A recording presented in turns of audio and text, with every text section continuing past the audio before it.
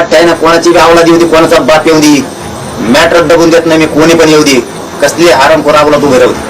काही चर्चा झाली नाही, फक्त तब्येतीची विचारपूस केली, माझा मी निघून आलो. आम्हाला वाटलंच नव्हतं सुरेश दशीत अण्णा ठेव तितक्या लवकर गुडघे टिके अण्णा सगळे आटले का बरं तेवढे चुलते कुठे नाही का दोघं सोडत नाही, कोणाची मध्यस्थी नाही, काय नाही. रात्रीच्याला दवाखान्यात नेलं होतं. असं केलं तिने, मी देत नसतो म्हणजे कोटर दाखवले तिने, किती कोट्टर आहे मी तिथे शुभेच्छा देऊ शकला नाही, याने म्हणूनच कापून टाकलेत, त्याला भेटा देतो का? आम्ही त्यांचे म्हणजे त्यांच्या विरोधातच राहणार, फक्त तब्येतीची विचारपूस करायला गेलो तर त्याच्यात गजब करण्यासारखं काय? तुम्हाला कोणत्या उपाय पकडा एवढी माया फुटली त्याची की त्याला भेटायला जावं काय कोमाते काय तिथं कोमाते? अरे इतक्या क्रूर माणसाला जर भेटायला जाता तुम्ही तर या गोरगरीब मराठ्यांनी न्याय मागायचा कोणाला? देशमुख कुठं मागून पडलेला आहे. लढा सुरूच राहणार आहे, लढा हे लोक फाशीवर जाईपर्यंत राहणार आहे. पण गेले का नाही याची खात्रीच नाही, मला विश्वासच बसत नाही की ते गेलं असं नाही, आणि जर गेला असेल तर हे दुर्दैव आहे, हे धक्कादायक आहे. याच्या इतका आत्मविश्वासी विश्वासघातकी मी या तलावर नाही जाणू शकत कोणी. ज्या लोकांनी टीका केली, ज्या लोकांनी यांचं राजकीय करिअर बर्बाद करायचं ठरवलं असं तीच मान त्यांनी तिथंच जाणं भेटायला, त्याचं काय तोंड बघायचं? आपल्या माणसं मारून टाकणारच, त्याचं काय तोंड बघायचं?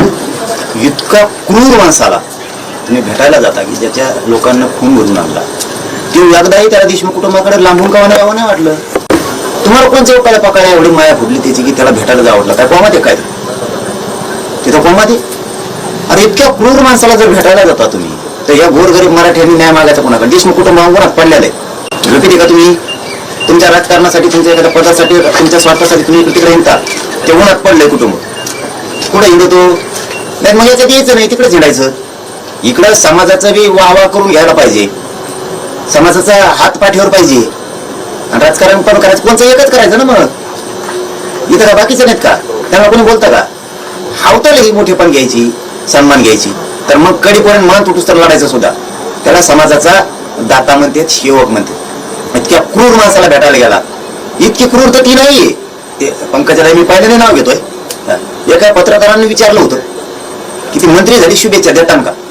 हो असं केलं तिने, मी देत नसतो म्हणजे कोटर दाखवले तिने, किती कोट्टर आहे मी. आणि त्याच्यावर मराठ्याची पोरं फिरा झाली, कारण मुंड्याच्या विरोधात लाट आहे, तिथं मराठ्यांच्या पोरांची लाट उसाळी याच्या बाजून. आणि त्याची इतकी तर क्रूर नाही मग येत नसते, पाडापाडीचा खेळ आहे काहीतरी, तिथे शुभेच्छा देऊ शकला नाही, याने म्हणूनच कापून टाकलेत, त्याला भेटायला येतो का? या मराठ्यांनी तुझ्या इतका विश्वास टाकला, गोरगरीब मराठ्यांच्या पोरांच्या तोंडात माती घालतो का? दुपारच औषध वापायला काळीच कापून देणारा प्रत्युत्तरावरचा हा पहिलाच माणूस असू शकतो जर गेला असेल तर. त्याचं काय तोंड बघायचं? कोणत्या मराठ्यांनी कमी केलं? तुझ्या पक्षात होता पूर्वी, त्या पक्षाचे उपमुख्यमंत्री असताना एवढी लीड नाही, इतकी मराठीच्या पोट्ट्याने लीड दिली. कोणचं बहुमत पाहिजे होतं? 300 सव्वा 300 पोरं असेल, त्याचं तोंड सुद्धा बघत नव्हतं. त्या पोरांना रात्रंदिवस काम केलंय, 73 गावं फिरवले त्यांनी, गुलाल फेकला तुझ्या अंगावरती. ज्यांनी क्रूरपणे हत्या केली, ज्यांनी देशमुखांचं कुटुंब उघड्यावरती पाडलं, त्या क्रूर कर्म्याला भेटायला जातो म्हणजे हे मॅटर 100% षडयंत्रात गुंतलं. यांना आरोपी सोडून द्यायचे, चार्जशीट फोडायचे, आरोपी सोडून द्यायचे, हे मॅटर यांना पूर्ण दाबून टाकायचं. आणि दाबायला जसा खून करणाऱ्यापेक्षा, खंडणी मागणाऱ्यापेक्षा सामूहिक कट रचून जो घडून आणतो तो दोषी असतो ना, तसा सरकारपेक्षा जास्त दोषी राहणार. याच्यातला एक आरोपी सुटला तरी सगळ्यात जास्त म्हणजे जे देवेंद्र फडणवीसने नाही केलं ते नाही केलं. याला तिरस्कार आहे मराठ्यांचा, या सरकारला मराठ्यांचा तिरस्कार आहे. फक्त मराठ्यांच्याच हाताने मराठ्यांवरती त्याला वार करायची होती. जर सुरेश दस भेटला असेल तर 100% गोरगरीब मराठ्यांच्या काळाजवळ वार केला गया. म्हणजे कुठेतरी तुम्हाला असं वाटतंय का की सुरेश धसांनी आता विश्वासघात केला भेट घेऊन? अरे विश्वासघातात दुसरा काही शब्द आहे का? मी आणतो जरा.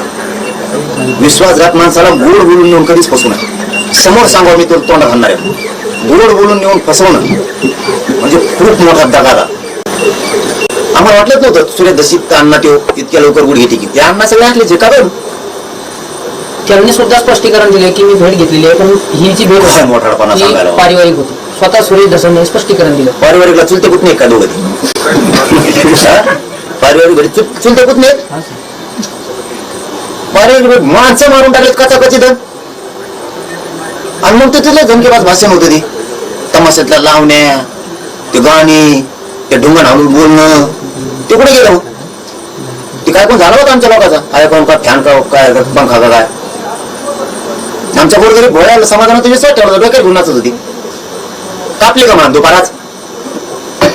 याला पूर्वी खेड्यात म्हणायचं गुळाची सुरी, गोड गुळून नाग कापून नेणे. हे तर कुणीच केलं नसेल आमच्या उभ्या मराठ्यांच्या 5000 वर्षाची इतिहासाच्या खानदानीत. त्या खून करणाऱ्यापेक्षा तर हा मोठा झाला मग. हे जर सत्य असेल तर, हे जर खोटं असेल तर मला शब्द सगळे मागे घ्यावा लागणार आहेत. आणि हे जर खरं असेल तर एवढा विश्वासघात की या मराठीने माणूस नाही बघितला, पण मी आहे ना. या राजकारण भात करणारा कुठे विश्वास होतो?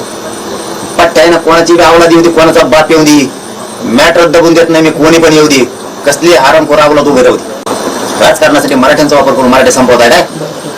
ऍडमिट केलं. दुसऱ्या दिवशी झाकून लपून नाही, दिवसा म्हणजे मी त्यांच्या स्वतःच्या निवासस्थानी भेटायला गेलो. त्यांच्या निवासस्थानी भेटलं, तब्येतीची विचारपूस करायला. तब्येतीची विचारपूस आणि लढा हे दोन वेगवेगळे प्रकार आहेत. लढ्यामध्ये आम्ही त्यांच्या विरोधातच राहणार. फक्त तब्येतीची विचारपूस करायला गेलो तर त्याच्यात गजब करण्यासारखं काय? बावनकुळे आणि तुमची पण भेट झाली. माझा आणि बावनकुळे साहेबांची आता भेट होईल.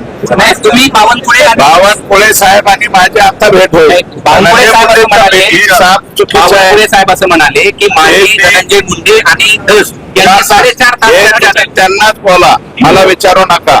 मी जे परवा त्यांना भेटायला गेलेलो आहे ते धनंजय मुंडे यांच्या तब्येतीची चौकशी करायला गेलेलो आहे.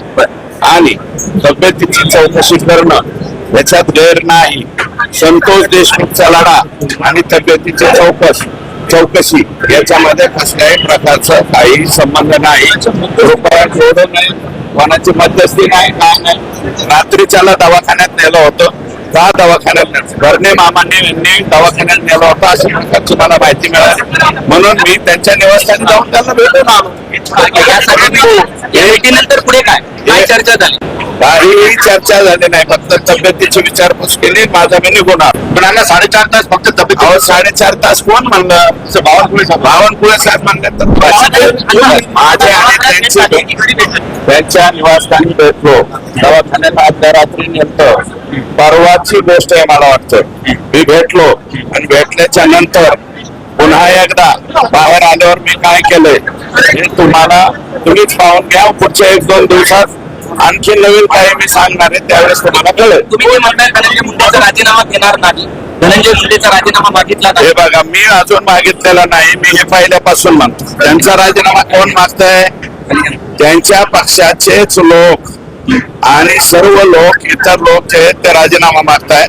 त्यांचा पक्ष, त्यांचे पक्षाचे वरिष्ठ त्यांच्या बरोबर राहतात आणि त्यांचा राजीनामा घेणं न घेणं हे सर्वस्वी अजितदादा पवार यांच्या हातात आहे. लढा सुरूच राहणार आहे.